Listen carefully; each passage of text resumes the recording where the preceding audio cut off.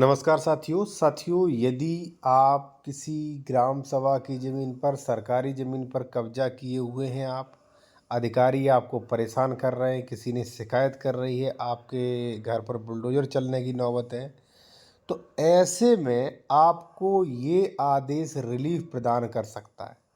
तो चलिए हम बताते हैं इस आदेश में क्या कहा गया है। काफ़ी कुछ अच्छा आदेश है। आपके घर पर बुलडोज़र नहीं चलेगा, जो भी नियम है मैं आपको बताने जा रहा हूँ।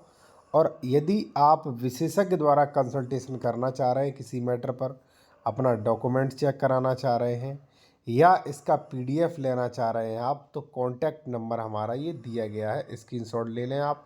ठीक है, लेकिन ध्यान रहे डायरेक्ट कॉल ना करें, व्हाट्सएप पे मैसेज करें। निर्धारित फ़ीस जमा करने के बाद आप बात कर सकेंगे। ठीक है। अब देखिए साथियों, एक्चुअली होता क्या था कि जैसे मान लीजिए कोई ए व्यक्ति है, बेचारा गरीब व्यक्ति है, असहाय व्यक्ति है। ठीक है, गरीब का मतलब गरीब है, मान लीजिए भूमिहीन है, मेहनत मजदूरी करके खा रहा है। तो मान लीजिए किसी ने शिकायत कर दी इसकी। ठीक है, अब ये ग्राम पंचायत की ज़मीन पे मकान बनाए हुए है, तो इसे ऐसे नहीं हटाया जा सकता है। जो हटाएगा उन अधिकारियों पर कार्रवाई भी होगी। अब कैसे, चलो ये आदेश हम आपको बताते हैं। पूरा विषय क्या लिखा है।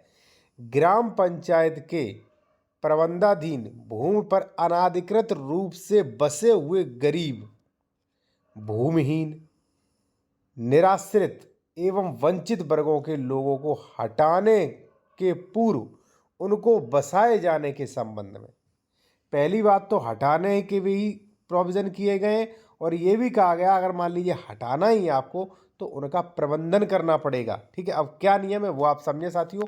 और देखिए, यदि आप जूनियर एडवोकेट हैं साथियों, तो ये कोर्ट ड्राफ्टिंग नियम ई बुक देख सकते हैं। ठीक है, इसमें आपको कई महत्वपूर्ण जानकारियां मिल जाती हैं। स्क्रीनशॉट ले लें, बाद में आप देख लेना। ये सारे टॉपिक, इनकी ड्राफ्टिंग, इनके नियम आपको मिलेंगे। जैसे स्टे कैसे लगवाएं, आदेश स्थगन, दाखिल खारिज, रजिस्ट्री कैंसिलेशन, कब्जा हटवाने के लिए, सरकारी ज़मीन से कब्जा हटवाने के लिए।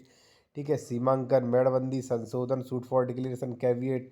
ठीक है, झूठी एफआईआर से संबंधित। ठीक है, और यहाँ पे कोर्ट केस, वाद पत्र के नियम, न्यायालय चयन, मूल्यांकन, अनुतोष, अधिकारिकता, वसीयत, प्रोबेट, मकान बंटवारा, जमीन विवाद 145 का नोटिस। ये सारे टॉपिक आपको मिलेंगे, इनके नियम मिलेंगे, प्लस इनकी ड्राफ्टिंग कैसे लिखते हैं कोर्ट के समक्ष वो भी आपको मिलेगा। अगर आपको लेना है तो स्क्रीनशॉट ले लें, व्हाट्सएप पे मैसेज कर सकते हैं। ठीक है, आते हैं सीधा अपने टॉपिक पर। देखिए साथियों, अब देखिए इसको थोड़ा आप पढ़िए। होता क्या है, अक्सर कई बार देखिए गांव में क्या होता है, कई मेरे मेरे पास फ़ोन कॉल्स आते हैं कि सर हम बिल्कुल गरीब आदमी हैं, हमारे पास कोई दूसरा आसरा नहीं है। अब लेखपाल वगैरह हमें परेशान कर रहे हैं, कहते हैं कि हटा लो अपना वरना मैं बुलडोज़र चला दूंगा, मेरे पास कुछ नहीं है। उसी के लिए ये कहा गया है कि भाई अगर अधिकारी गलत तरीके से कार्रवाई करेंगे तो अधिकारियों के ऊपर भी कार्रवाई होगी। अब देखिए थोड़ा मैं आपको पढ़ के बताता हूँ, थोड़ा बड़ा मैटर हो जाएगा। ठीक है, देखिए, उपयुक्त विषय के संबंध में आप चाहो इसका पूरा शासनादेश मुझसे ले सकते हैं। ठीक है, नंबर ये दिया गया है। उपयुक्त विषय के संबंध में शासन एवं परिषद स्तर समय समय पर शिकायतें प्राप्त होती रहती है। ग्राम पंचायत के प्रबंधाधीन भूमि अनाधिकृत रूप से बसे हुए गरीब, निराश्रित, भूमिहीन, वंचित वर्गों के व्यक्तियों जिनके पास निवास करने के लिए कोई स्थान नहीं है, बिना किसी विधिक प्रक्रिया के बेदखल न किए जाए।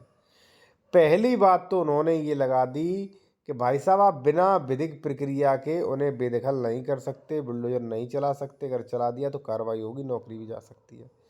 दूसरा ये है कि कार्यालय मुख्यमंत्री उत्तर प्रदेश लखनऊ 15/1, यहाँ पे देखिए वो दिया गया है 14/6/2024 को निर्देश दिए गए कि कई स्थानों पर अत्यधिक गरीब एवं निर्धन व्यक्ति सरकारी भूमि पर आवासित हैं। ऐसे सभी मामलों की जांच की जाए और यदि ऐसी भूमि आश्रित श्रेणी की नहीं है, मतलब आरक्षित श्रेणी की नहीं है, तो नियमानुसार आवंटित किए जाने पर विचार किया जाए। यानी कि उन्होंने ये कहा है कि भाई अगर ऐसी भूमि आरक्षित नहीं है किसी विशेष वर्ग के लिए, तो उन्हें कोशिश करें कि उन्हीं को अलॉटमेंट कर दिया जाए।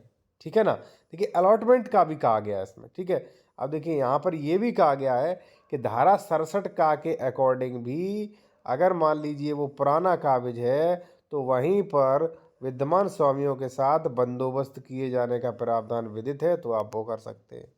ठीक है, अब इन्होंने सीधा यही कहा गया है, 2-3 कंडीशन लगाएं कि भाई ऐसे परेशान मत करें, परेशान बिल्कुल भी ना करें उन्हें। ठीक है, तो उन्हें आवंटित करने का कष्ट करें अगर हो सके तो। ठीक है। अगर नहीं है तो उनका दूसरी जगह रहने की व्यवस्था करें, तब कुछ करें, या उनको 67 का लाभ दें। तो साथियों ये है, आपको घबराने की आवश्यकता नहीं, सरकार आपके साथ है, लेकिन ये नहीं कि आप दुरुपयोग करें, ठीक है ना। दुरुपयोग किया तो दिक्कत होगी, ठीक है। बाकी आप कंसल्टेशन के लिए या साथ इसकी PDF के लिए, ठीक है, कॉन्टैक्ट नंबर ये दिया गया है, स्क्रीनशॉट ले सकते हैं इसका, ठीक है।